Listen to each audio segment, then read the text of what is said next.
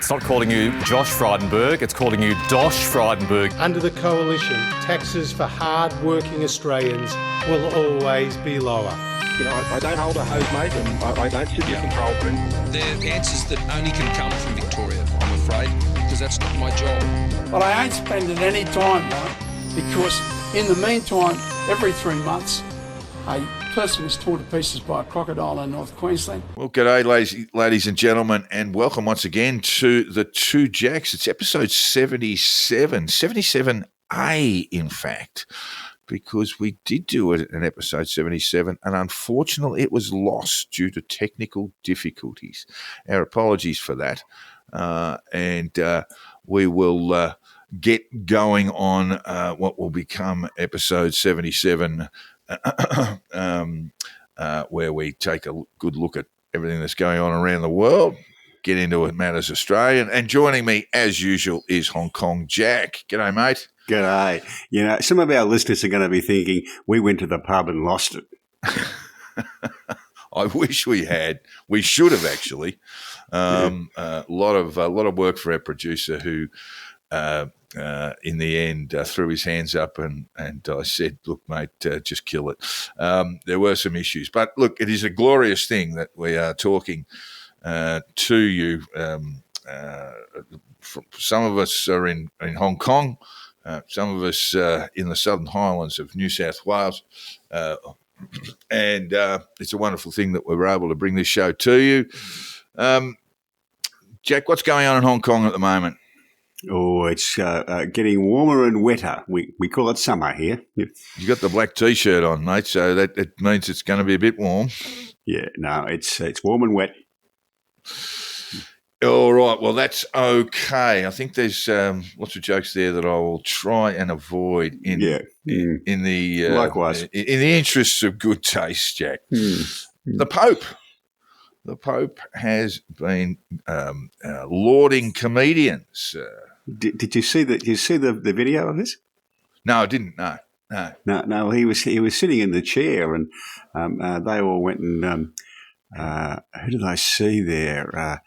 Chris Rock, Stephen Colbert, Conan O'Brien, Whoopi Goldberg. They're all at the Vatican, and they all went over and kind of kissed his hand or bent and shook his hand, all that sort of stuff. And he said to them, Jack, I didn't know there's such an illustrious group there, but he said to them, you have a precious gift for humour which should never be used to mock or offend others. It's going to be tough for Chris Rock. Yeah. Stephen Colbert, anyone really, because it's the basis of comedy, really, that sometimes it's self-mockery, but sometimes it's a mockery of others, and sometimes comedians get into trouble because of that. I watched the video and heard him say that and thought, yeah, stick to the theology, El Papa. You know, you're out of your field here. You know? Look, I think Pope Francis has been an unusual pope in many ways. He's not a conservative. He's not one of the old Italians or the Germans that with their very conservative views of life. He is a bit of a reformer. Argentinian, isn't he? Or have I got that wrong? Chilean. He is from Argentina. Yes. There was an interesting comment on Twitter the other week. Goes, I just hope the next pope's a Catholic. He's a Catholic. I'm pretty sure, mate. He does. He eats the little discs and has a bit of a sip of wine. Does the communion, all that sort of stuff. Pretty sure he is. I have no problem with shall we say, a progressive pope sitting in the Vatican. But perhaps he should leave his thoughts on comedy to one side. I'm sure there is a theological text about the role of comedy in our society, Jack, somewhere along the line.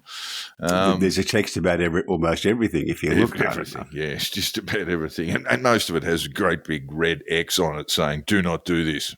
But it reminds us that just on Sunday night, Jerry Seinfeld was doing a show in Sydney. He's been going all around the country. And a friend of mine was at I think it's called Kudos Bank Stadium now in 21,000 seat arena. This is the place out at Homebush. Precinct. This is the place out at Homebush. Yeah, that's right. Yeah, I don't know if there was 21,000 there with the configuration they had, but it was packed. My mate tells me, and of course there was a pro-Palestinian protester who started heckling Seinfeld throughout the show. Seinfeld is 70. He's been doing stand-up comedy for 50 or more years, and it's fair to think that he actually gave the Palestinian protester a bit of a shellacking. He said, "We have a genius, ladies and gentlemen. He solved the Middle East." And while this man was being escorted from the premises, continued to mock him. My mate tells me the show is very, very funny. He has a broad range of things. Went about 80 minutes, I'm told. He did do a matinee because my mate arrived early and they had to wait outside in the horrors. And it's winter in Sydney, of course, and there'd be no colder place to be than the Olympic precinct. And so they had to wait for the matinee crowd to leave, and then they took their seats. Did say it was a very, very funny show. It made me think, and I was talking to my mate last night, greatest stand-up comedian. I wouldn't put Jerry Seinfeld in that illustrious group. Probably the great game changer was Richard Pryor. I've never seen Pryor live, deceased now. Eddie Murphy, of course, we've all seen the videoed stand-up routines that he used to pull. Interestingly enough, Eddie was asked about comedy and, shall we say, political correctness, and he said that there are some jokes that he would not do, that he did then at the height of his popularity as a stand-up comedian, that he wouldn't do now. The governor for me was Billy Connolly, and I saw Connolly twice, and really he would put on a 2.5 hour one-man show that would leave you actually in pain from laughter. I guess it's all very subjective, but if you're going to heckle someone at a stand-up show, try not to do it to the bloke who's been doing it for 50-odd years, because he's going to kick your ass all over the place. Yeah, I'm a bit of a Dave Chappelle fan, but it depends how broadly you define a stand-up. I mean, I think our own Aussie lad Barry Humphries was a champion, if that could be classified as stand-up. Perhaps it's not. No better person either in Dame Edna or Les Patterson or one of his other characters. He had the ability to absolutely nail a joke. Set it up and then nail it. Wonderful, charming. But let's just say that if you're going to go and heckle Jerry Seinfeld at the Kudos Arena, you're going to have to bring your A game. Yes, exactly right. But it does raise the question that Seinfeld himself made. You know, he's made a number of statements, as has Chris Rock, for example. Like Rock and Seinfeld no longer play college settings now because they believe it's just too difficult. That they make a joke about, well, whatever's a bit sensitive, and they end up getting shellacked by the audience themselves. So they don't do that. But Jerry Seinfeld made some. Before he arrived in Australia, made some comments about how political correctness had sort of made it very difficult for comedy. And his former partner in crime, or one at least, from the Seinfeld show, Julia Louis-Dreyfus, came forward, and she sort of was in contrast, not conflict with Jerry Seinfeld, but in contrast to him. She said that the idea that comedy has somehow suffered because of political correctness is, and I quote, bullshit. She says, it doesn't mean that all comedy goes out the window as a result. when I hear people starting to complain about political correctness, and I understand why people might push back on it, but to me that's a red flag because it sometimes means something else. I personally don't buy the conceit that this is an impossible time to be funny, she continued. Maybe some people aren't laughing at your jokes, but that doesn't mean they shouldn't be made. I tend to agree with this, Jack. I mean, what we've discovered over the last 30 years, that the left was always, with me growing up, the left was always the side of edgy comedy, if you like, a lot of hardcore satire and lampooning. And that's become more difficult now. The right was always censorious. I've made this point a number of times in a number of columns when we look at things like the banning of books and other things like that. It's always been the Conservatives lead the way there. And what has probably happened is that the left has become equally sensitive or overly sensitive to jokes that cause some of their members some concern. I did watch a rather wonderful documentary some years ago. It was a Netflix thing, and a whole host of Jewish American comedians came forward, and they were asked a singular question: can you make a joke out of the Holocaust? And for mine, the funniest man in the world, still to this day, Mel Brooks, said no, he couldn't. He could make jokes about Nazis, but he couldn't make a joke about the Holocaust.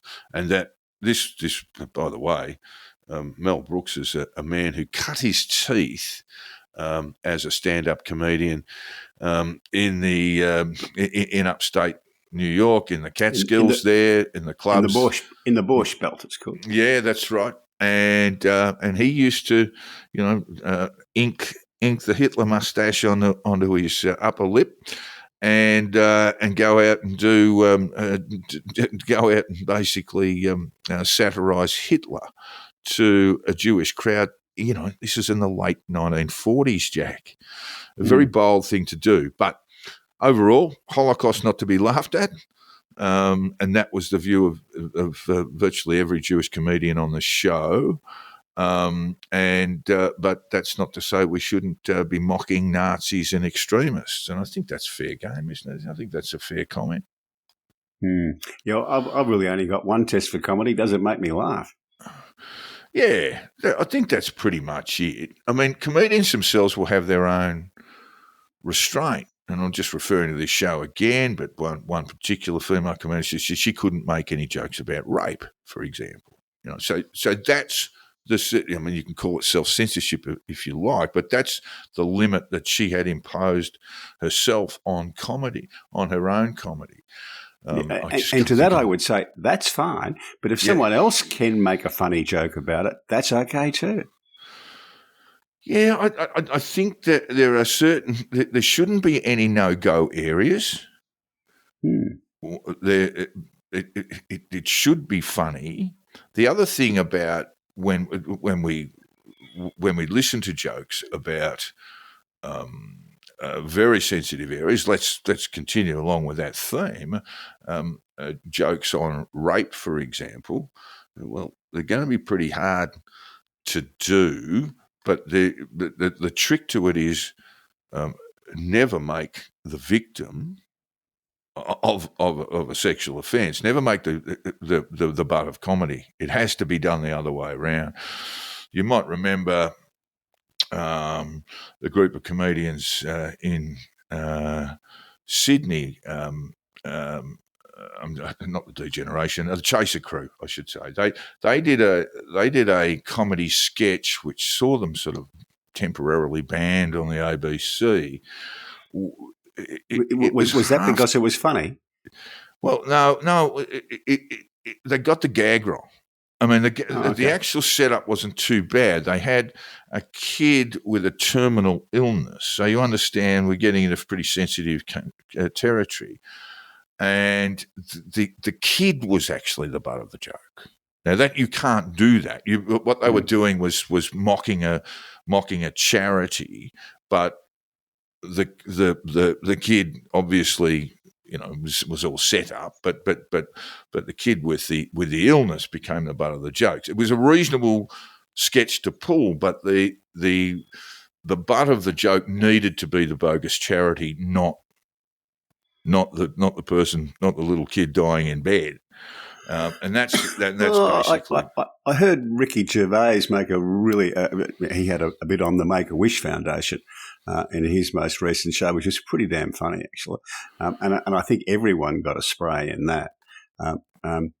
Yeah, I never found the Chaser guys very funny at all, I've got to say, but that's just me. Oh, they're they're lovely guys. All of them, I think, pretty much to a man. I've met them all. They're all rather lovely guys. They did do some wonderful stunts. Of course, their most famous one with Licciardello, I think is his right name, Chaz, turning up as Osama bin Laden at APEC and getting through security there. That was pretty damn funny. And there was saw an interview last night from Marina Hyde, the Guardian columnist. Yes, very good. And there's been a controversy in the UK at their literary festivals. There's a company that was sponsoring most of the literary festivals has been sort of forced out, really, because they have connections to Israel. And she was saying, and I think quite correctly, this is just the wrong approach. Art exists for its own self. Art doesn't have to marry up with everyone's political views. It just doesn't work like that. She said, imagine William Shakespeare being taken to task because one of his plays wasn't sufficiently censorious of Elizabeth I, and he hadn't written any letters to the paper about her or anything like that. So we're going to ban the Taming of the Shrew. It's a really good point to make. Art does exist for its own self, and comedy is art.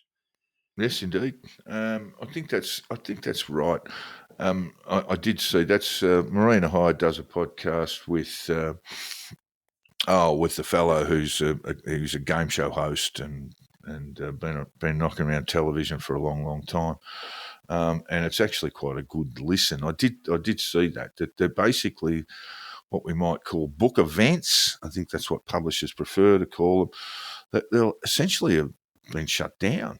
The major book events around the country will essentially be shut down because the group have kind of walked away from it because they've been the subject of so much criticism purely because because it's a Jewish UK base. Anyway, they should probably try it on with Jerry Seinfeld and see how they get on. Also very funny, Jack, political lies and euphemisms, and we're going to have a bit of a look at what politicians say and what they really mean. A lot of it is obfuscation. Politicians are very good at saying, look over there so you don't have to look at me. And that is the art, what a magician or a conjurer would call the art of distraction. Let's run through a few of them, Jack. How sentences begin, almost prefixual, in terms of either the doorstop or the interview on television, and we often see things that might start like, "Let me be perfectly clear." And then ramble on in an obtuse and obscure fashion, Jack. Let me be honest with you.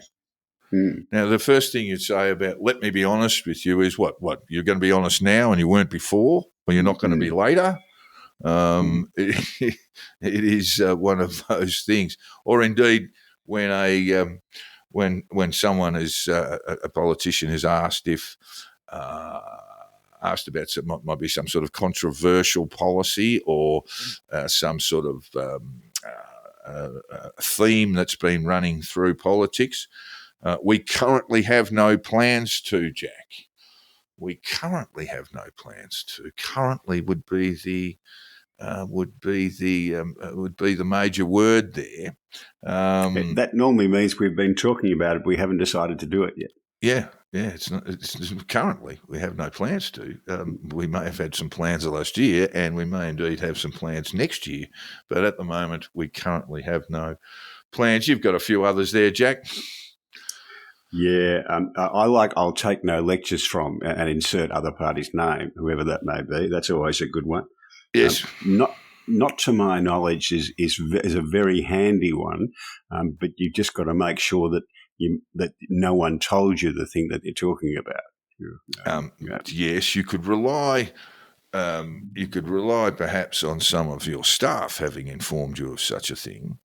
Yeah, but if no one has, yes, you might see Elbow pulled the "I didn't see it" yesterday in regards to a visit from the Chinese Premier. We'll get on that in a little bit later. But he's very good at the "not to my knowledge" or "I didn't see anything." A bit like the old tribunals, VFL tribunals from the 70s, Jack, giving him everything. I didn't see anything. Let me be frank is another one of those. You're not going to be candid. You're not going to be candid in the past, or you're going to be loose-lipped later on. But let me be frank, and of course. We cannot go past the "I don't recall," Jack. That's the ripper, isn't it? I don't recall that, and that is commonly used in criminal trials as well, Jack. Yeah. Not to the best of my recollection might be another way of phrasing that.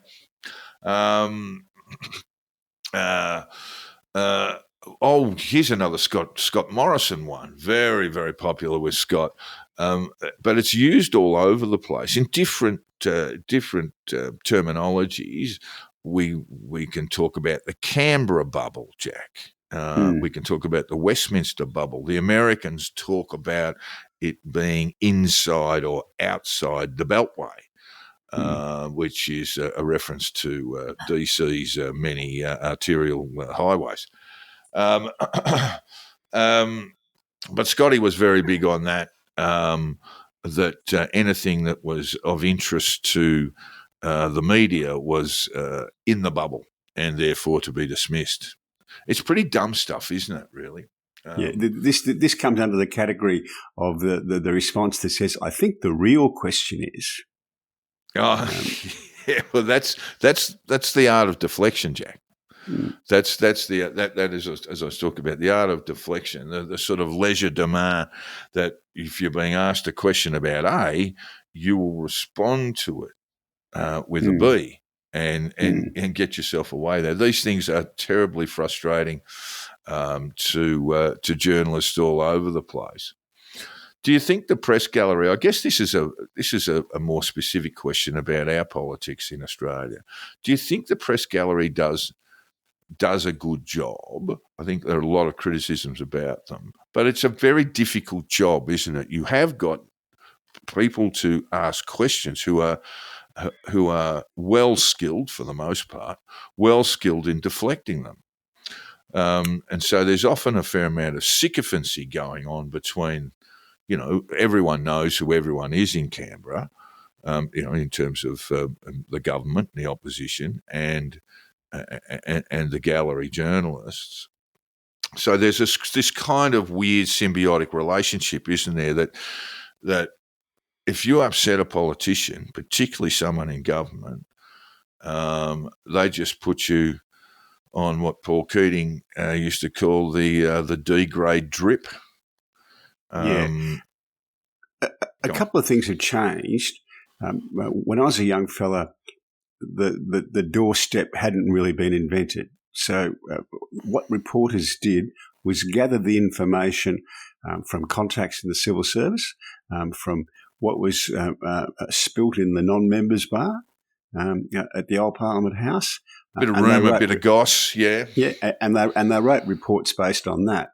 And then the television stations discovered that you could make good TV out of shoving a microphone in front of a politician's no's and asking them questions. And that changed the game a little bit. And that's where these skills came from. Politicians learnt, or the better ones learnt to be able to shift the conversation away from the questions they weren't comfortable with. And some of them were better than others. John Howard was actually a master at this. The other day, was it last week, where Peter Costello bowled over Liam Mendes in the airport at Canberra, because Liam Mendes was asking him questions about matters Peter wasn't comfortable with. John Howard, in those circumstances, would have stopped and said, "Look, thanks for the opportunity to set the record straight on this." That would have been his opening line. He was always, he always went on the ABC stations knowing he was going to be pilloried, and he would thank them for having him on because it was a good opportunity to, and that's the right approach. He was very good at this. Yeah. Costello's, let's just deal with that. Costello's actions were dreadful. We mentioned it on our Departed program last week. There's no doubt in my mind that he either gave him a hip and shoulder or a good shove. It's pretty obvious from the footage. And Liam I know pretty well. The Australian, very good young journalist, done some very good reporting in Alice Springs, done some very good reporting all around the place, and he was basically lambasted by Media Watch, not in last night's program. We're recording this on the 18th of June, but the week before on Media Watch, where he was sort of called out and various footage shown of him confronting politicians at Canberra Airport and elsewhere, as if he was some kind of foot in the door journalist. I just thought that was reprehensible from Media Watch. That's a journalist doing his job, right? And because people are reluctant, politicians are reluctant to answer, to embrace to embrace that approach. That doesn't mean he shouldn't be out there trying to get comments from politicians. Media Watch showed a number of bits of footage where he had confronted, I think, Katie Gallagher, and follows them down to the car park. I absolutely have no problem with this happening at all. Politicians, generally prefer doing boring presses with a few light questions asked afterwards, and when anything gets a bit difficult, they just shut it down. So the answer is you really got to get in their faces a little bit. And really, you're a public figure, learn to cop it, whether you're an elected official or whether you're a chairman of Channel 9. And you don't have to pour out your life secrets at that particular time. All you've got to do is as you say, look, I don't have any comment to make at the moment, but I do appreciate you coming and asking me, Liam. Mm.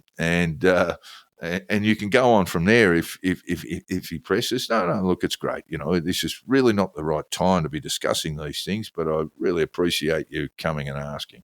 Those sorts of things. You've got to remain pleasant. I mean, Costello was under the pump.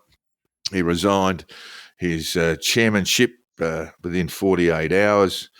There was talk of it being an assault. I don't think that was ever really seriously countenanced, but he did damage. Liam carries around a fair bit of expensive camera equipment, mate, and that was all busted up and damaged. And I know that the editor-in-chief at The Australian wrote to Peter Costello saying, "Can you please reimburse Liam for the damage that you've done to his stuff?" And I don't know how that's all ended up. But I imagine a cheque would be in the mail at some point. Yeah, I didn't know Media Watch was still on the television, was it? You what, sorry? I didn't realise Media Watch was still on the television. Oh, it still is. Yeah, it's still motoring along. I can make all sorts of jokes about it.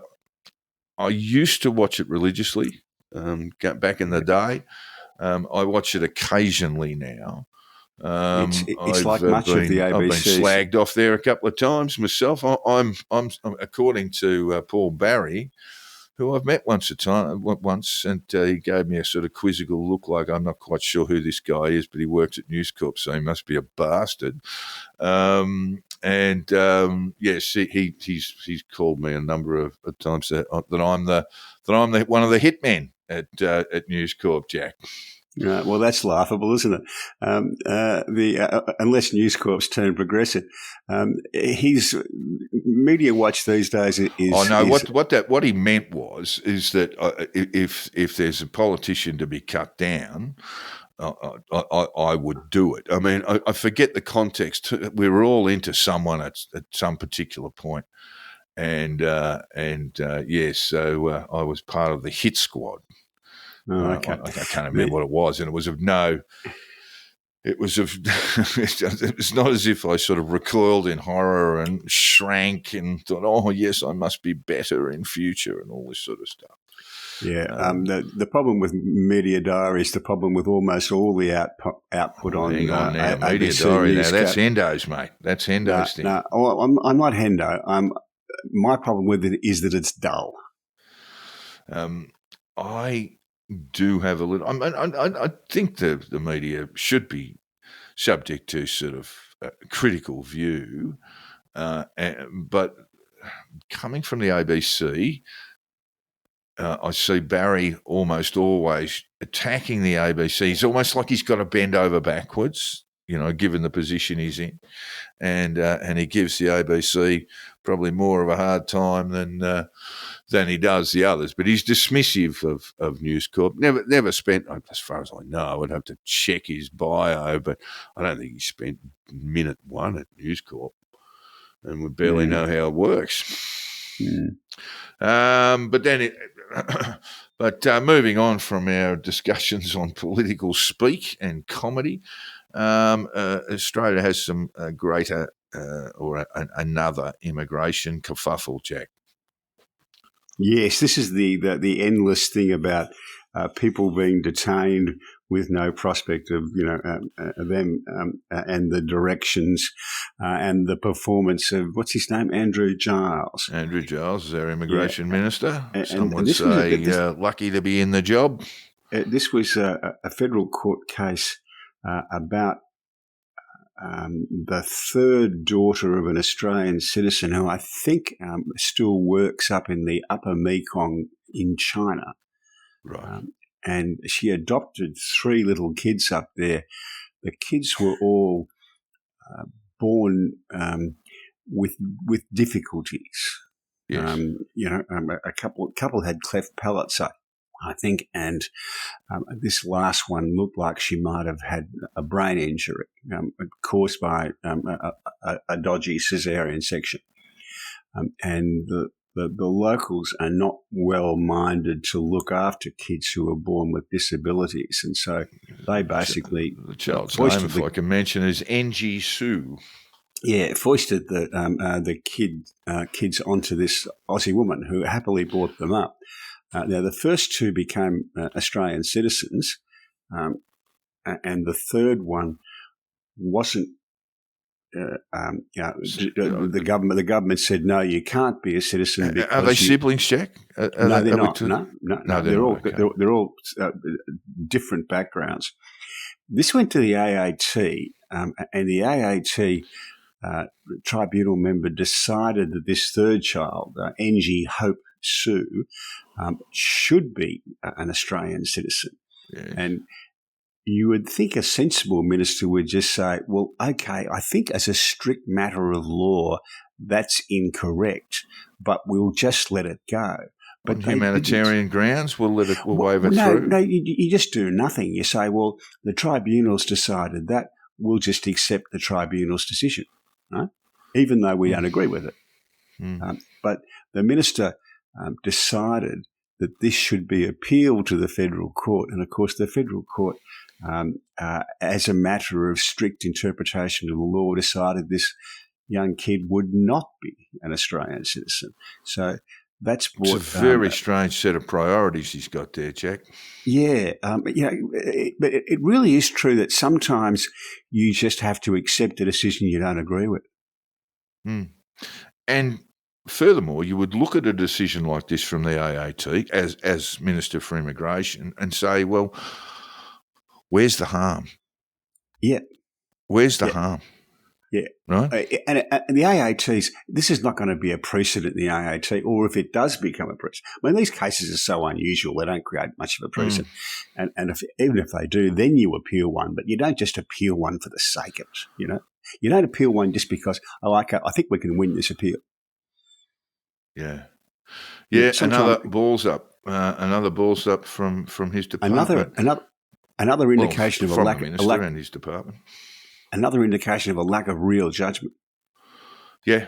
I mean, you would look at this and say, where's the political downside? And there isn't any.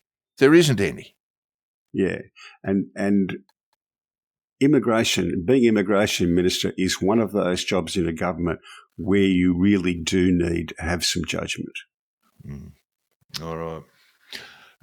Yesterday, Jack, of course, we had China's second most senior person in the country in Canberra for talks with the Albanese government. There was a press conference there too, Premier Li Qiang. There was a little bit of controversy in that while a presser was being held, Chinese officials attached to the Premier covered and sort of buffeted the Australian Chinese journalist Cheng Li and kept her appearance away from cameras, Jack. That was considered a little bit controversial.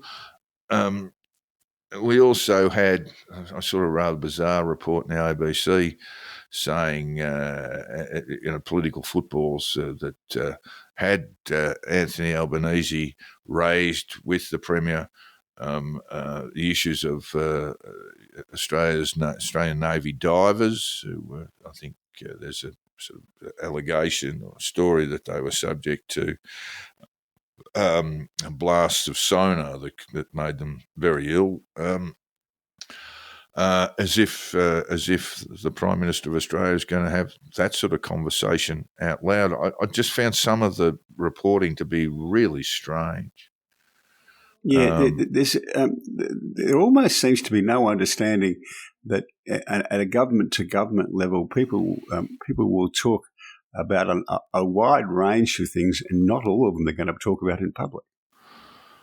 A lot of stuff cannot be spoken about. I mean, well, yes, it can be physically, potentially can be discussed in public, but it can't to any good end be discussed in public. These things need to be human rights matters, for example. They need to be spoken about softly behind closed doors. The one thing that will get you into a lot of problems, and if we look at the Morrison government in its last 2 years in power, I mean, our relationship with China just got so bad because we had foreign ministers and other ministers in the including Peter Dutton waxing on our relationship with China in a sort of undisciplined way. Peter Dutton, and he should never be forgotten or forgiven for this, on Anzac Day in 2022 said Australia should prepare for war.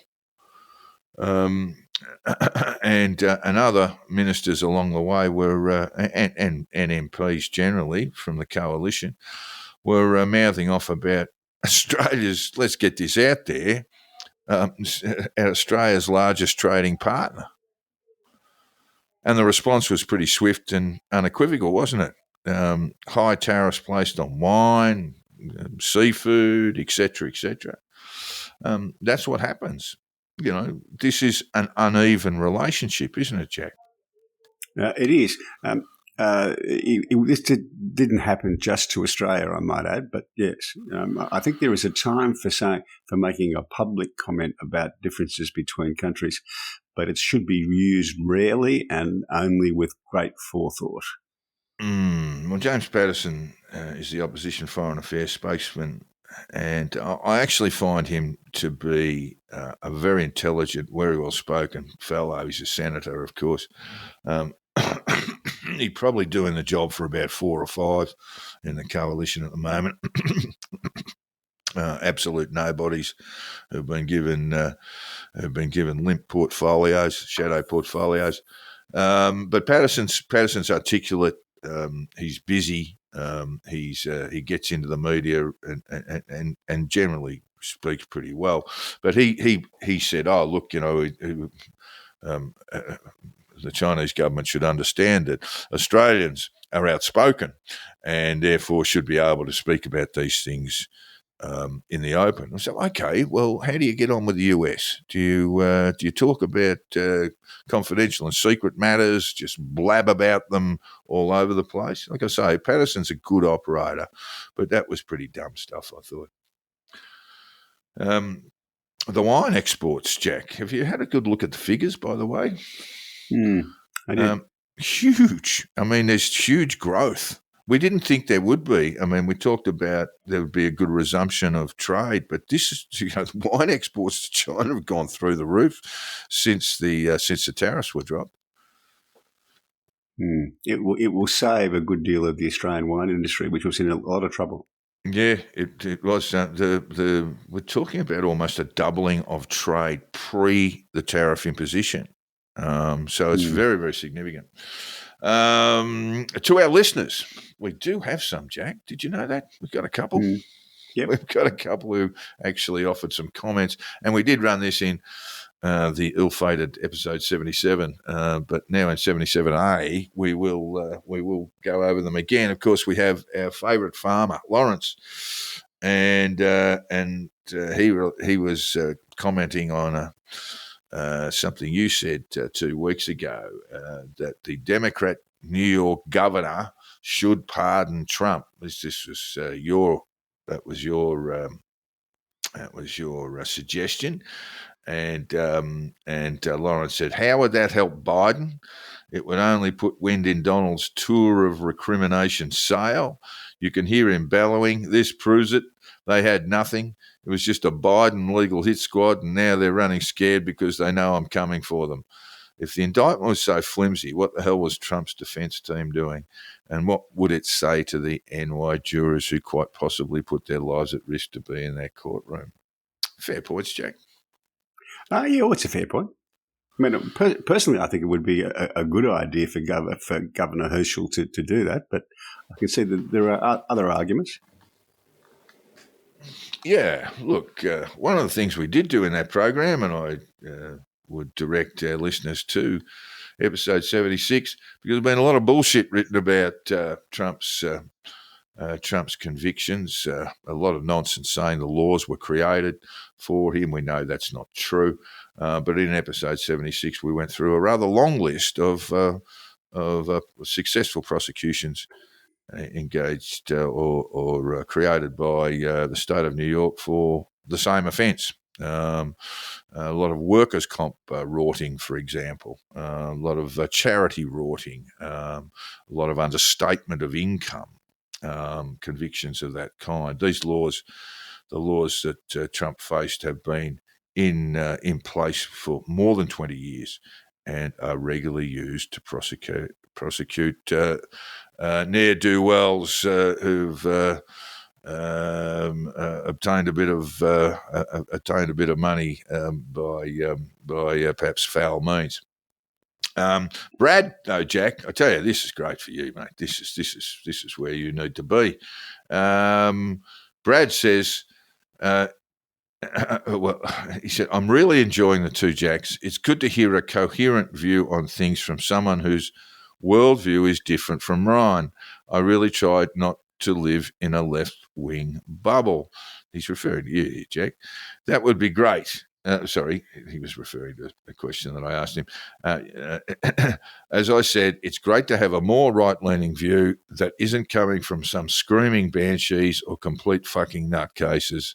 He just wants, that is you, he just wants to own woke people. There you go, Jack. High praise. I would take exception to being called right wing. Right, you are right wing, Jack. Never mind what you think. It's what other people think that matters. Yeah, I have a long history on the left of politics. I've been a socialist left member of the Labor Party for a very, very long time. Piers Ackerman was a Maoist, Jack. Yes, I know he was. I was never. All of us who are not self-aware. All of us who are not self-aware make the great transference across the political divide, the long winding road to the right. I haven't, I'm proud to say, but many do. The trouble with some of them, Jack, is that they wander into the right and they hit Genghis Khan. They keep walking. I'm a bit like your old mate Bill Legg. I think the left left me rather than me leaving the left. Well, that's what Bill used to say. He used to say, and incongruously used to say, "Oh, I haven't changed my politics one bit." Really, mate? Anyway, the great man. We'll let him off the hook. He certainly had a profound change of view. Certainly, my views now are very much like my views were in 1980, and it's a good deal of the progressive left today who would find it hard to have a conversation with an ordinary leftist, say a union official or whatever from 1980. Well, I'm going to call you a right-wing centrist, Jack. Or centrist right-wing. That's what I'm putting you. It doesn't matter what you think you are. It's how you are perceived that counts. I'd probably put myself centre-left, progressive left. But then again, people might feel otherwise. Over in New Zealand, Jack, in this program, we've looked at housing. Housing is a huge election issue and will be for years in this country and across the world. We looked at Houston, in particular, in Texas, coming up with some very sensible solutions around zoning and around a higher density sort of population. Higher density urban development. And it looks like the Kiwis have done something very similar, Jack. Yeah, they've changed their whole approach to granting approvals for redevelopment in Auckland. And it's worked so well that the last bit of news I saw from Auckland was that their housing development, their rate of new houses was climbing faster than their population. Yes, well, I'll give you an idea of the population between their two censuses, 2013 and 2018. The population increased by 10%. New Zealand's population increased by 10%, most of that by immigration. With their new zoning laws in Auckland, it's not just across New Zealand, but it is in Auckland, about 75% of Auckland's residential land was upzoned. 25% of the land that was not upzoned was spared for either heritage reasons or because it was too far away from the city. But they are building dwellings faster than their population increases. I'm just looking for specific facts here. Rents have increased 10 to 20% in Auckland. Compare that to Sydney, Jack. Yeah. Where it's probably close to 100. Mind you, I would say that rents in Sydney aren't going up quite fast enough. Yeah, but that's because you're a right-wing centrist. It may be because we have property. A boomer who's been gifted a lot of property, Jack. It does look like there is a way forward. I know we've got the New South Wales state budget coming out this week. In fact, I think it's today, and we will be looking at. They'll be looking at housing shortages, rental crises, and trying to come up with a solution. The solution is not always just to increase supply, but to basically, if we look at the experiences of Auckland and Houston in Texas, there are serious issues around zoning. And we do have some of these, and I wouldn't include you in this group, Jack. We do have some of these boomers. There was one bloke, he reckoned he voted Labor all his life. He was living in Haberfield, and he is part of a push to have Haberfield, the suburb. I know Sydney suburbs can be quite small, but the suburb of Sydney, that Haberfield would be included in total under the State Heritage Charter. So you couldn't knock down bloody nightmare. And that's because he doesn't want to live with people in units, townhouses, and multi-storey apartments. Yeah, Haberfield is a kind of different sort of place. It's almost unique in how it fits into the social and architectural space in Sydney. There's nothing peculiar about the architecture. But that's all of that's sort of nonsense. I'm glad you said. I just say bulldoze the fucking lot of it. Knock up some flats. Not really, but I mean, it's just the problem with any sort of reform, any sort of change, will always be NIMBYism. And as politicians, you've got to be able to stare that down if you believe that there is a social good at play.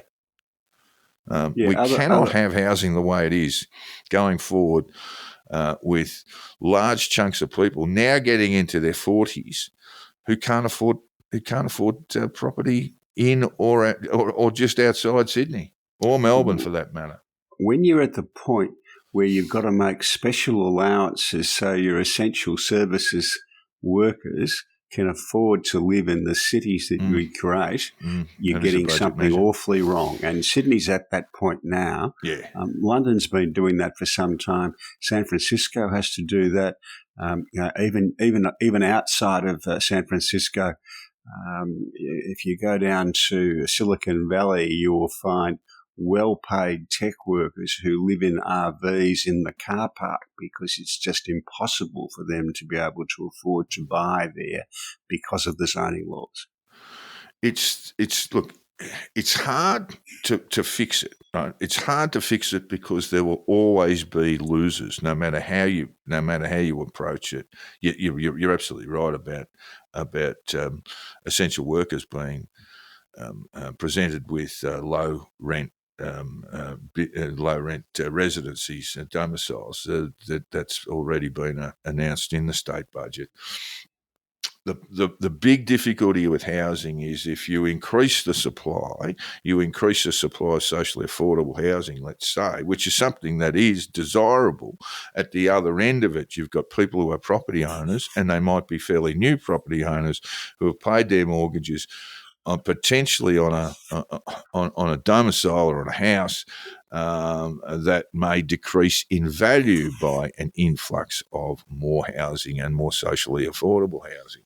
So there are going to be if you're a politician or a public official, you cannot be deterred by the fact that yes, you'll have some losers. In the end, you've got to stare that thing down because the way it is cannot continue. I mean, it's going to cause all sorts of political problems going forward, the political party that's able to crack the nut on housing in our major cities, the world will beat a path to their door. Yep. All right. Also in New Zealand, by gee, they're making news. They've lifted a ban on new oil and gas exploration. This is, of course, the new government, which saw the national government, which hurled Labor from power last year. They are looking at significant deposits of gas, aren't they, Jack? Around they are. Yep. Apparently, there's no shortage of gas. No shortage of gas. You got to find it. Hopefully, John Howard's not there to give sweetheart deals to exporters where Australia gets nothing. So if they're smart about it, they might make a quid out of it. They have shifted, of course, to renewables. They haven't. I mean, I went looking. They said, there've been brownouts and things like that. I haven't seen any significant reports, at least, of brownouts or blackouts in their cities. Price rises. Price rises, of course, the political pressure. Yeah, the price of energy, while we go through a transition as we're doing in this country with a greater emphasis on renewables, is one of the reasons for the high cost of energy. So the Kiwis have decided to have a sniff around and see what they can find. Over in the States, Jack, Washington Post has a problem with staff unhappy with the new management. They're losing $77 million US per year, and they've lost half their readership. And even in an election year, Jack? Yeah, even for a bloke like Jeff Bezos, who owns the Washington Post, but also owns a fair bit of Amazon, even for him, this is starting to irritate him. We're losing $200,000 a day. You start getting a bit angsty about it. And he's brought in a couple of Brits to be publisher and editor-in-chief. And there's a great deal of consternation amongst the staff about this because they don't think that they're the right sort of people. Look, every election year I go through the process of subscribing to the New York Times. I'm a subscriber to the Wall Street Journal all the time, but in an election year I will subscribe to the New York Times, and in the past I've subscribed to the Washington Post. Just as a mere consumer, all I'm saying is I don't see the point in subscribing to Washington Post, and I might transfer that subscription to a newspaper, the Chicago Trib, for example. Look,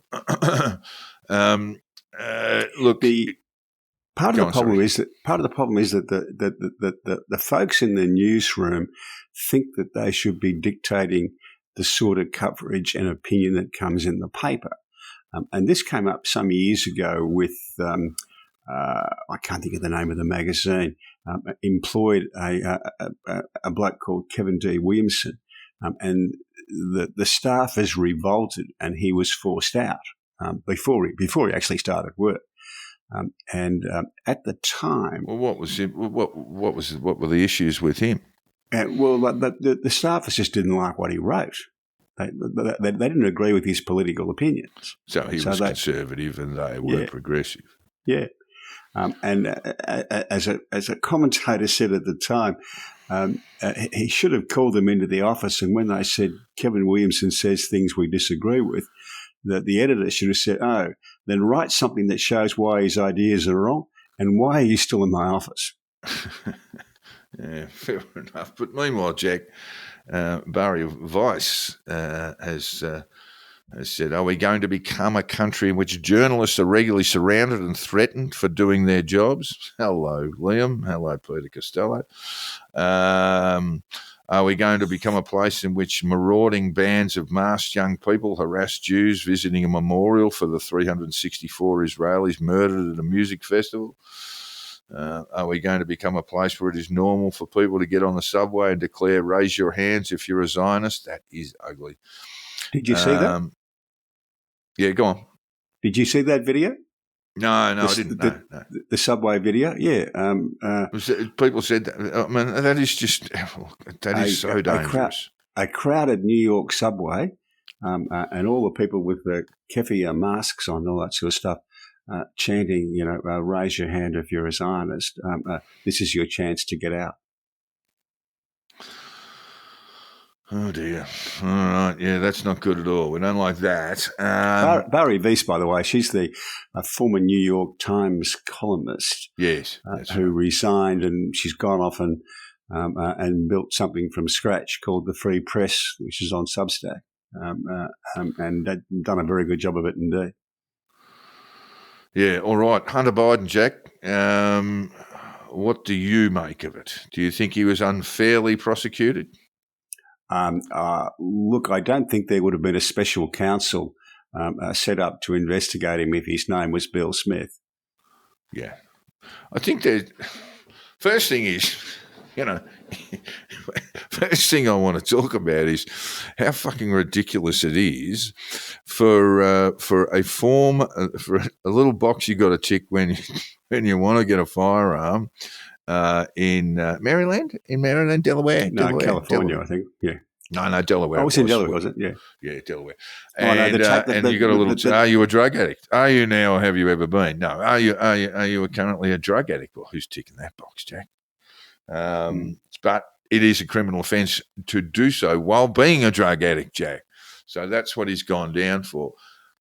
I would argue that Hunter Biden's prosecution and Donald Trump's prosecution is perhaps a sign that the system works, that no one is above justice. Yeah. No, I don't agree with either of them. All right. So one of the problems that I think, it's often said that we live in a hybrid system, Washminster. We have a Senate, for example, a House of Review, known as a Senate, as the Americans do.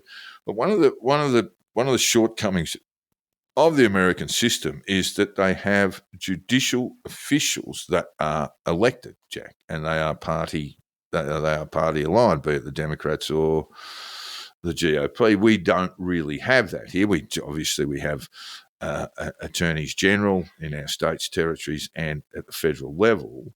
But in terms of OPPs or DPPs, they're not elected officials, Jack. And I think that's probably a sounder way to go, isn't it? It is. I mean, nearly half of Americans think that the Donald Trump trial was political, and given that the Attorney General and the District Attorney who prosecuted the two trials up there both campaigned on a platform of prosecuting Donald Trump, it's easy to see why a large number of people would come to that conclusion. The problem with the Hunter Biden thing is that law has become today so complex that we all break the law at some stage without knowing it, because we don't know what the law is. And that's because we keep passing more and more laws all the time. Legislators need to have a cup of tea and a good lie down from time to time. Tick a box if you're a drug addict. If you're a drug addict, Jack, that's the last thing you're going to be doing. Yes, of course. So it's a silly law, right? But there's lots and lots of silly laws. And when you get to a point where prosecutors say, I'm going to find something to prosecute this person with, they inevitably will find something to prosecute them with. So that's when it goes astray, is when prosecutors, instead of looking at a crime and finding the guilty person, look at a person and try and find whether they can prosecute them. And it's more prevalent in the United States because of the partisan nature of prosecutors' offices. Yes, it is. That becomes much easier to do with a partisan prosecution service, and they are partisan prosecution services by and large. All right. Will he go to jail, Hunter? No, I don't think so. Wouldn't think so, would you? One thing that it did do, Jack, was with the prosecution of Hunter Biden was remind Americans just how close the close relationships that they've had with addictions, family members and others. And it is a great scourge. I mean, they've had huge problems with fentanyl, much, much bigger than is found virtually anywhere else in the world. And it should resonate and it should have them thinking, not just the legislators, but the body politic, thinking about how best to address drug law reform in the country. Because you've got, I mean, I read a rather shocking piece around people with addiction in Philadelphia, and certainly there was no. I mean, while it's an offence to possess and supply fentanyl and heroin and these sorts of things, no one's doing anything like that. The great problem was, how do we get these people out of this particular suburb without causing any violence? They were giving them tents. They were giving them. I'm trying to think of the name of the drug, which will prevent overdoses. Narcan, I think it is.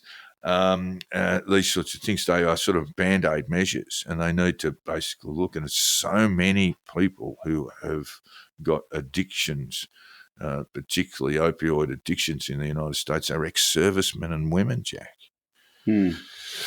Often with injuries. And that's how it starts. Anyway, they need to have a good look at that, as do we in this country. But, of course, we're all too piss-weak to do anything about it. Office relationships, Jack. You would have been a nightmare, wouldn't you, back in the day? Yeah, I probably had my moments. It was a different time. It was a different time. Go on. Well, just let me describe it to you. When I started in a law firm, I was articled to the senior partner, and he had a very lovely second wife who was a former law clerk of his. And this was very, very common. So a hell of a lot of relationships, successful ones, they had a long and happy marriage. A hell of a lot of relationships start in the workplace. Well, if you think about it, Jack, we spend 8 hours sleeping, 8 hours at leisure, and 8 hours at work. So it's and often quite a bit longer than that in any given day. So where we actually see potential partners is very likely to be in the workplace. Yeah, BP have said this is not allowed to happen. You have to report. So they got 90,000 employees, and not any of them are allowed to be intimate. Yeah, they can't couple up with anyone they directly or indirectly manage. And that's so vague. It applies to nearly everybody. Petroleum, right? Yeah. So I think I can see why you don't want to have a situation where people are being coerced or feel pressured to have relationships with their superiors. But yes. I don't think you want to upend normal human interactions to try and prevent that. Yeah, I think the power imbalance side of things needs to be closely examined. If you've got a very senior executive who's preying on a junior clerk or administrator, that ain't right. But at the same time, I mean, increasingly we find ourselves not spending 8 hours a day, we're spending 10, 12 hours a day at work, often socialising afterwards, and it would be purely natural that relationships would form in those circumstances. Yeah, we've all been there, haven't we? Yeah, and people have to be encouraged and told that it's okay to say no thanks. Yeah, indeed. It should be encouraged. And that's where BP should be going with their promotions. All right. Israel and Gaza, Jack, ceasefire nominated. UN Security Council supported it, with the exception of the Russians who abstained. And Hamas have put forward a counteroffer, Jack. Yes, which tells me they don't really want a ceasefire. They have a long list of requirements, none of which will be accepted. Let's go through them.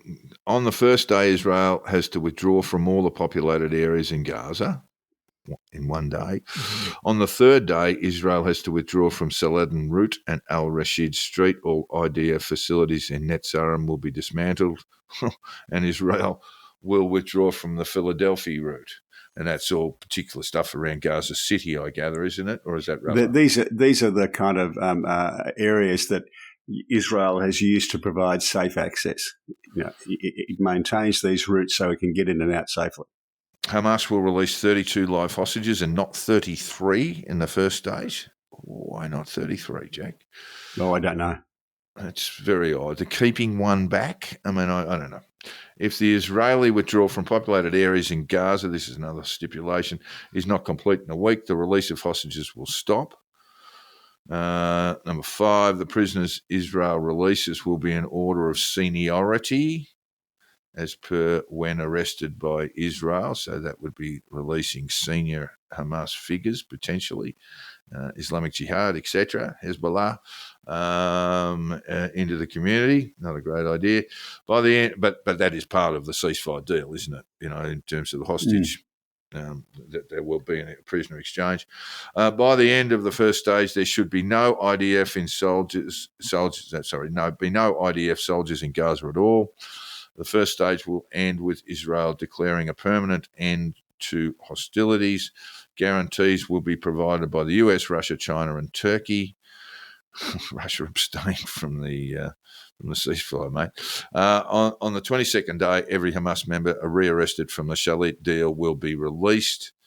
The conditions of detainees remaining in Israel will be improved to pre-October 7 levels. There's quite a few other things here, Jack. All terrorists will return to their homes and none will be deported to Gaza. The rebuilding of Gaza will take place in phase 1 instead of phase 3. That's a fairly optimistic sort of view of the world. 50 Hamas members a day will be transferred to receive medical attention in Egypt. It goes on a bit. Someone has come forward with a comment. Who's that, Jack? I'm no foreign policy expert, but seems like, well, is that you? No, I don't recall who said that. It was just something that sort of struck me as being probably on the mark. I'm no foreign policy expert, this commenter said, but seems like the one thing Israel wants most Hamas out of power is the one thing Hamas won't agree to. So war seems likely to go on until Israel either destroys Hamas as a functioning organisation or learns at terrible cost in human lives that it cannot. Not many good choices there. No. And the boss in Gaza, at least Sinwar, has said, we have the Israelis right where we want them. That's a little bit like Iwo Jima, Jack, saying, look, all these Americans that are flooding onto this island, we've got them exactly where we want them. Yes. And Sinwar has gone on to say that Palestinian casualties are necessary sacrifices. But there are broader issues, Jack. It's a strange thing that the ceasefire now crowd demand that Israel care about the welfare of Palestinians, but they don't demand that Hamas cares about the welfare of Palestinians. Oh, I don't think there's any sort of. I think there's sort of adult thinking that's going on there. There's no real regard for that, but it is a very good point to make. If Sinwar is saying, well, if there are Palestinian casualties, so be it, they are necessary sacrifices, then you've got a major problem there. You'd absolutely say on the stipulations, and I only read I sort of left probably a third of them out, listeners. You can say that they're not serious about a ceasefire. It takes two to tango. It takes two to hold a ceasefire. But Israel has bigger problems, Jack, particularly in Lebanon with Hezbollah.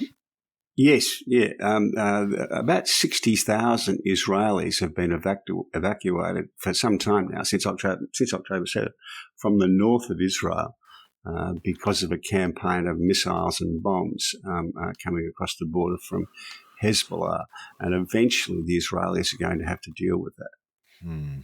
Yes. All right. Well, let's move on to the United Kingdom, Jack, where we've got the election campaign that the current Prime Minister doesn't want to be a part of.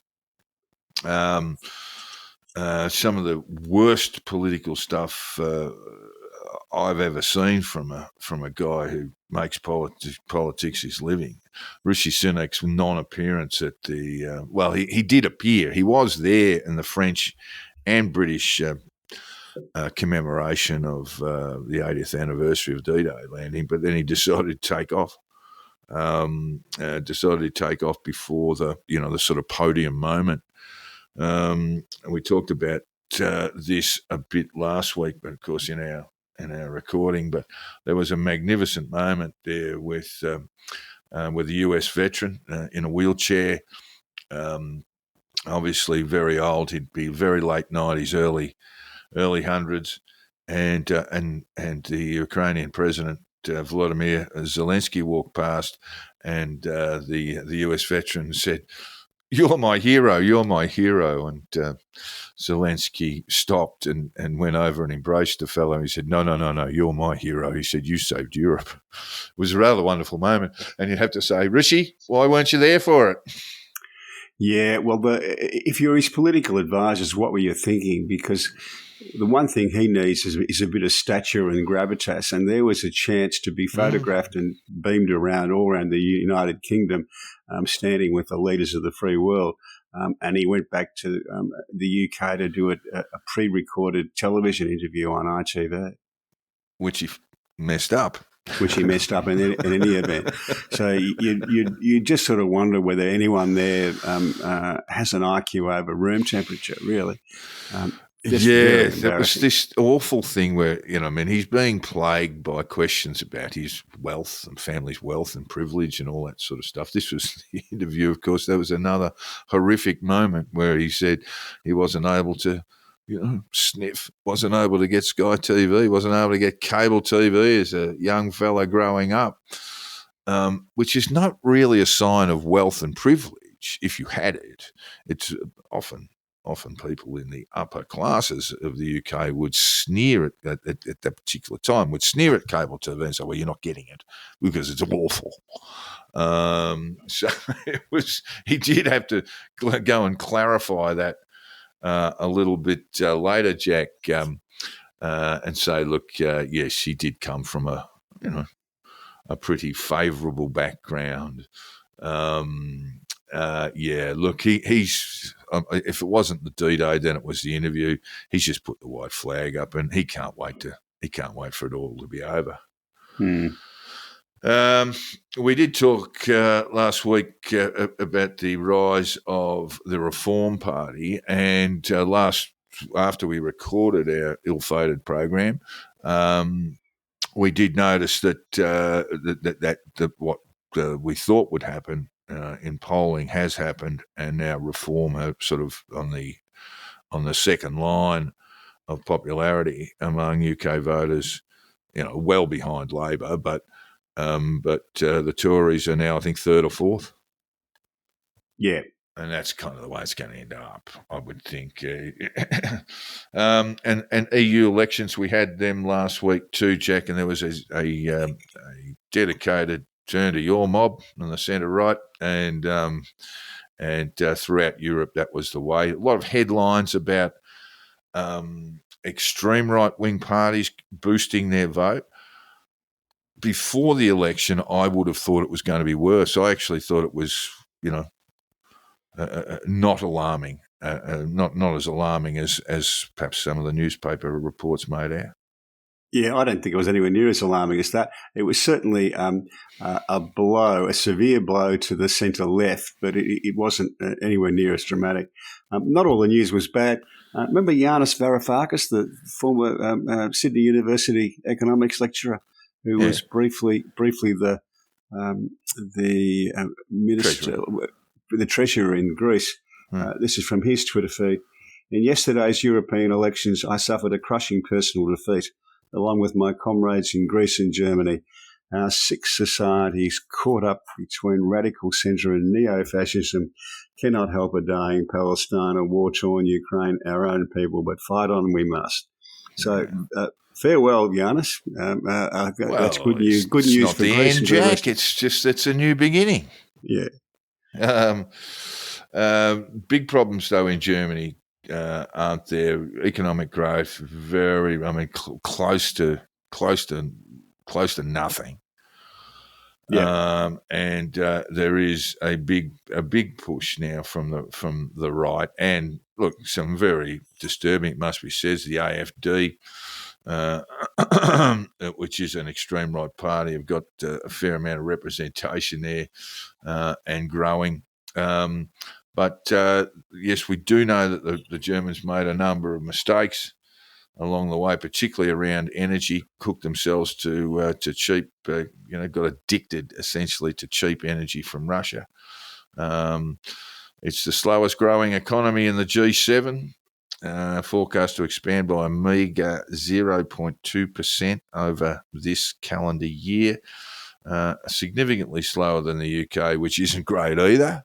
There aren't too many countries in Europe at the moment who've got growth. You've got GDP growth at more than 1%. And a lot of that is around energy policy, in that particularly Germany relies on inexpensive energy because a lot of its industrial power comes from high energy industries, and they just can't afford to do it. Indeed, and of course, as a result of the EU elections and a switch to what's the name of the party? What do they call themselves? National Rally. National Rally. Thank you. In France. Then Macron pulled the pin and decided to call for parliamentary elections, which has led to a complete circus, because the parties, when they stood in the European elections, that's a single constituency for the whole of France, and yes, proportional representation. So it doesn't matter. You haven't got to make alliances. Yeah, but now when they're going, he's called an election for the National Assembly, and that is single member electorates first past the post. So in a two vote system. So you've got to get in the top two in the first vote, and then the top two play off in the final, if you like. And that means everyone's and it's in 3 weeks, Jack. Yeah, everyone's trying to cobble together new coalitions and alliances, and it's been most amusing to watch. It's like using democracy as a toy, and that is a very dangerous business, particularly if you've got extreme elements that might succeed. Yes, we knew he was a maverick politician. Perhaps he's just showing his colours there. Over to sport, Jack. Excuse me. Can we just start with a discussion on poor old North Melbourne? They were 9 goals in front, or they're 50 points in front at half time. They got run down and lost by a point. And there was, of course, a very controversial 50-metre not paid.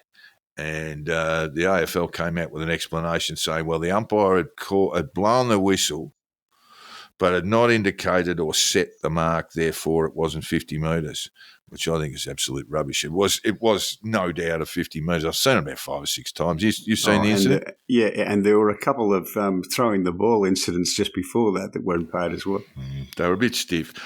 Having spoken to some very disheartened North Melbourne barrackers, I'd say to them, listen, it wasn't the first half. Wasn't just it wasn't that Collingwood didn't turn up. It's you actually spanked them, and that should give them a great deal of belief going forward that they can beat the best with their pressure, tackling pressure. And pressure without the footy was outstanding in that first half. Bit of a shame you didn't win. Yes, you'll be kicking yourself about it, but what you've proven is that you can go toe to toe with the best around the competition. Yeah, I was talking to a North fan after the game on Sunday evening, and he said, "Yeah, look, obviously gutted to win, but I've got some belief." Yeah, there were really good signs. So that for me is the sort of take home message. Dusty Martin, Jack, where does he stand? Best players in let's say modern footy. Well, no one's won 3 Norm best Smiths. finals players. Hey? Lee Matthews doesn't put him in his best 3 in this century.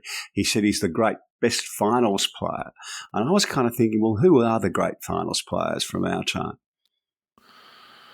Well, Dusty, really. First, no one's won 3 Norm Smiths. I reckon from finals that I've watched that Richmond have been a part of, over the last 5, 6, 7 years, I reckon he would have been, let's say there were, and I haven't counted the exact number, but he would have been best on ground 13 or 14 times. And Yeah. I think that puts him right up there. Well, we don't want to go too far back. Gary Ablett Jr., pretty good finals player. Isaac Smith, you mentioned in your notes there, Jack, too, also been a great finals player. I don't think there's anyone close to it. I don't think there's anyone close to Dusty. No, I don't think there is either. Dermot was great, Wayne Johnson, all those sort of people, but they all had the odd off one. I can't remember Dusty having an off final. I don't think he ever had one. And it was wonderful to see over 90,000 people at the MCG on Sunday. And Hawthorn disturbed the party somewhat by giving Richmond a beating, but this quietly spoken fellow, I know a number of people who've met Dusty Martin, and they just see that he's just a very quiet fellow, a little bit withdrawn, a little bit introverted. He's certainly in the company of people he doesn't know well, and he just embraced it at the end of the game. It was rather lovely to see.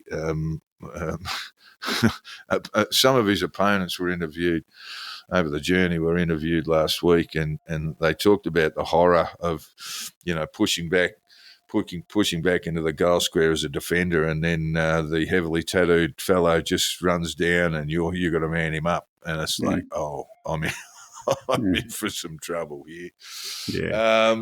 Just while we're mentioning Isaac Smith, the Hawks are in the midst of a football reunion bonanza. Reunion-a-thon, yeah, because they won the three 2013, 14, 15. Isaac Smith will be able to add to that with his 2022 win with Geelong. So he'll have 2, 3, 4 and 5 covered that way. But it gets even better than that because he won a couple with the Wagga Tigers and one with North Ballarat in the Ballarat League as well. So he's got the whole 10 covered. He can go to a premiership reunion every year. Fair enough. Christian Petrarca is very seriously injured over a week ago when he was ruptured ultimately spleen, treated. Yeah. Well, I think it was 4 broken ribs, lacerated spleen, punctured lung, and the Melbourne Footy Club basically he left the ground after the incident. And there was nothing wrong with the incident. It was just a heavy body contact. And then they put him back on the ground, Jack. For 20 minutes. And then he had to come off. You would look at that now, certainly in hindsight, and say he should never have gone back on. Yeah, and he shouldn't have stayed there for 20 minutes. I watched a fair bit of that, and it was clear that the Collingwood players thought that he was in a bit of trouble. They weren't going to tackle him or do anything. They thought he was in a lot of trouble. He basically just sort of sat out for a little bit. And, look, he's got a punctured lung, so he's not able to breathe terribly well. He's got a lacerated spleen, so he's got a lot of internal bleeding. And then he's got broken ribs, which are no laughing matter. In fact, laughing is probably the worst thing you can do. These internal injuries are pretty hard to pick up from the medicos. Yeah. But also Petrarca would just say, no, I want to go out. So, but I think the medical staff, well, certainly if they knew what they know now, they would never have let him back on. Yeah. Things have changed since the Hawthorn team of 1989, haven't they? And it's a good thing. Well, that's right. Robert Di Domenico played with broken ribs and a punctured lung, didn't he? Dermot, I think, had a broken rib or two, and kidney problems as well. Yeah. It's not beyond the realms of possibility that someone just keel over and might not get back on their feet again. Well, T20, Jack, we're into the round of 8, I think they call it. The the preliminaries are essentially over. In Australia, we'll get to see about a sort of a reasonable time. I think there are 10:30 kickoffs, Australia v Afghanistan and Australia v Bangladesh. We're in the a group with India, and obviously only two come forward. So it would look like Australia will come forward with India, unless, Bangladesh have been very good so far, and Afghanistan have been very good as well. The US have made it into the round of 8, Jack. Yes. I think the Kiwis got sent home early too. They have been. The West Indies are in. I think Pakistan are gone too, aren't they?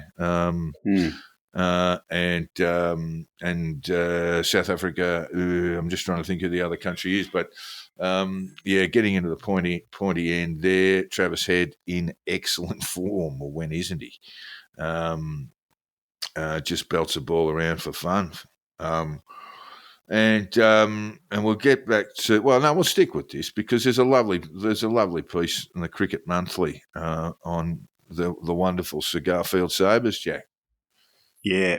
The best I saw, I was lucky enough to see, was it 254 he scored against for the rest of the world. He was cover driving sixes. He was cover driving sixes at the MCG. No rope. Straight over over into I guess was the Ponsford stand or part of the old Southern stand. Yeah, and I was just a teenager, but it looked like he had his own end of the pitch because the bowling was pretty good and everybody else was struggling, and he made it look ridiculously easy. Oh, DK Lilly's talked about that innings at the MCG. It was the rest of the world, of course.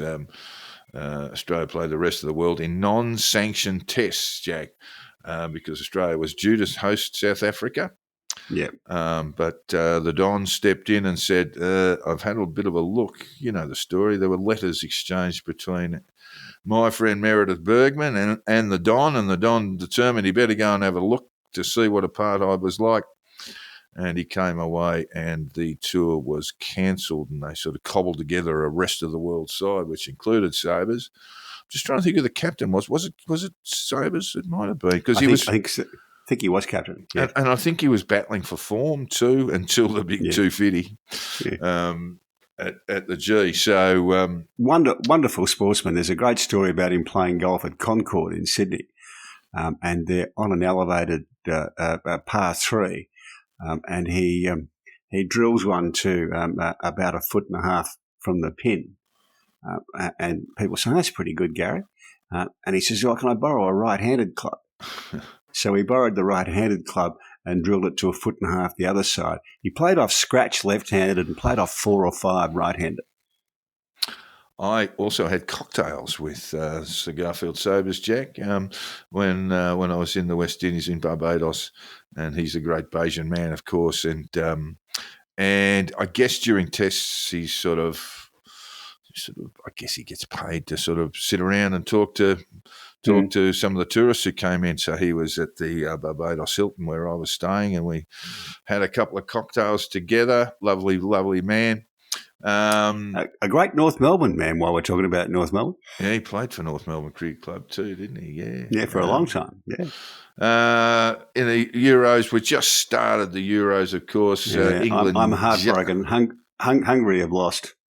Well, Germany handed out a serious belting to Scotland too. Very early days. Spain looked very good. I think they knocked over.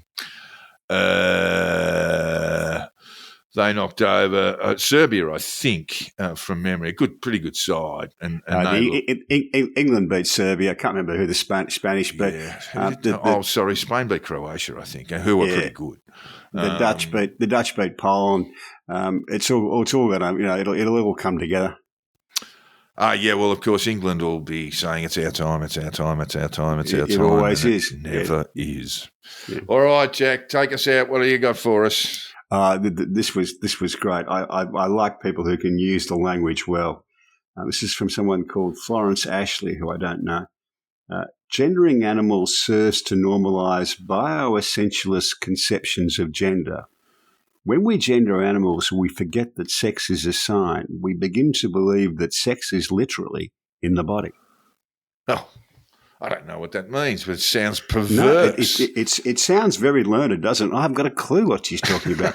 It's really just, it sounds vaguely obscene, so I'll pay it.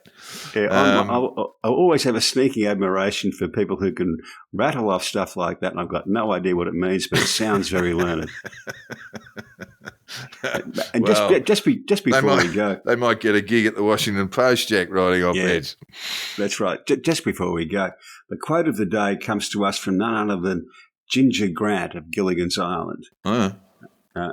None proclaim their innocence so loudly as the guilty.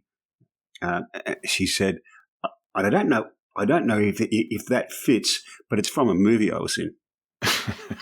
Well, it's true. It's true enough. It's always the ones you most expect, Jack. We should know that by now. All right, well, that takes us out for episode 77A. We do apologise again that episode 77 is in the ether and can never be retrieved. I just want to assure our listeners that we didn't leave it in a cab after 20 try drinks. You know? We could have. It's not a bad. We shouldn't be saying too much, Jack, because it's actually not a bad excuse, and we should have perhaps saved it for the future. But there we go. We didn't hit the pub. We just had a few technical issues, so we apologise for last week's episode not being around. We look forward to you picking up this one and dropping us a line, letting us know. You know how to get hold of us by now. Everyone does. So drop us a line if you've got any comments about this or any other of our episodes. And we will catch you next week with episode 78. See you guys.